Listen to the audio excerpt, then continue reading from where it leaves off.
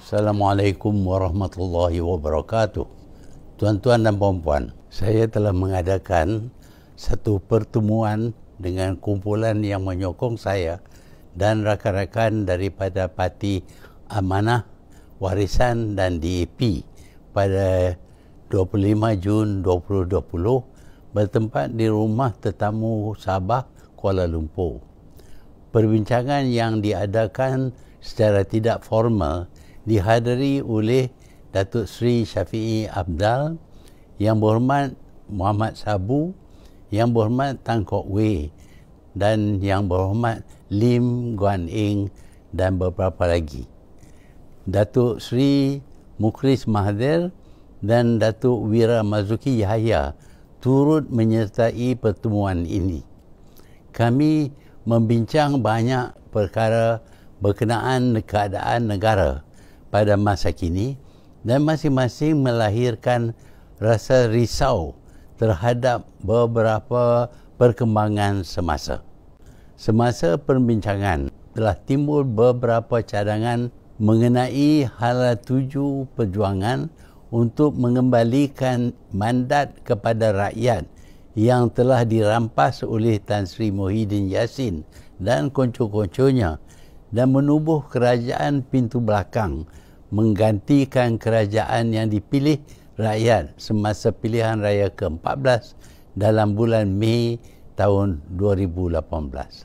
Di dalam perbincangan saya terbuka kepada apa juga cadangan, termasuk saya tidak dicalon sebagai bakal Perdana Menteri. Di antara cadangan yang dikemuka ialah pencalonan Datuk Seri Shafiee Apdal sebagai Perdana Menteri. Kami sebulat suara bersetuju Datuk Seri Shafiee Apdal dinamakan sebagai calon Perdana Menteri. Saya menyokong penuh cadangan ini. Yang penting ialah kita mempunyai pendirian yang tegas supaya rakyat tahu akan pendirian kita. Kami juga bersetuju mencadang Datuk Seri Anwar Ibrahim sebagai calon Timbalan Perdana Menteri 1 dan Mukhlis sebagai calon Timbalan Perdana Menteri 2. Mungkin ada yang bertanya, kenapa Shafiee dicalonkan? Mungkin ada yang telah lupa bahawa Shafiee adalah salah seorang pemimpin asal menentang kerajaan kleptokrasi sejak sebelum pilihan raya ke-14. Dia juga salah seorang pemimpin yang menjadi mangsa awal kerajaan Najib dan telah disingkir dari jawatan menteri dan naib Presiden UMNO kerana tidak dapat menerima perbuatan rasuah dan pencurian wang rakyat menerusi skandal 1 MDB yang begitu memualkan. Shafiee ketika itu bersama-sama dengan Muhyiddin.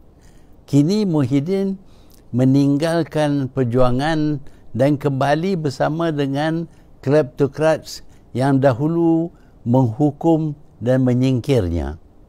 Saya percaya jika langkah kami berjaya, ia akan merapatkan lagi hubungan di antara Semenanjung dengan Sabah dan Sarawak.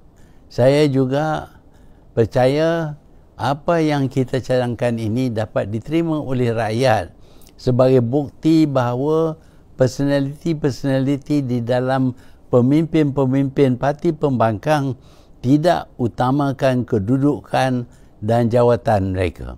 Yang penting ialah meneruskan perjuangan yang dimulakan sejak tahun 2015 untuk membersihkan negara dari kerosakan yang dilakukan oleh pemimpin kerajaan ketika itu kerana sikap tamak, bongkar dan kepentingan diri.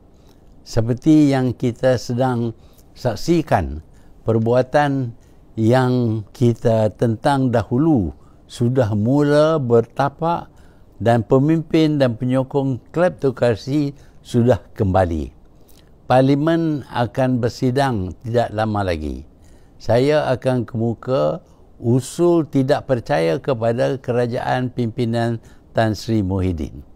InsyaAllah dengan sokongan ahli-ahli parlimen yang tidak boleh menerima kerajaan pintu belakang Tan Sri Muhyiddin dan mahu mengembalikan mandat rakyat, akan bersama-sama saya dan rakan-rakan lain menyokong usul Datuk Seri Shafie menjadi Perdana Menteri.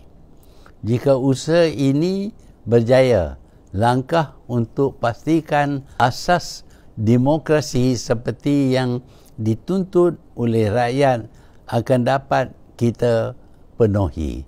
Kita perlu tamatkan kerajaan yang tidak dipilih oleh rakyat. Sekian, terima kasih.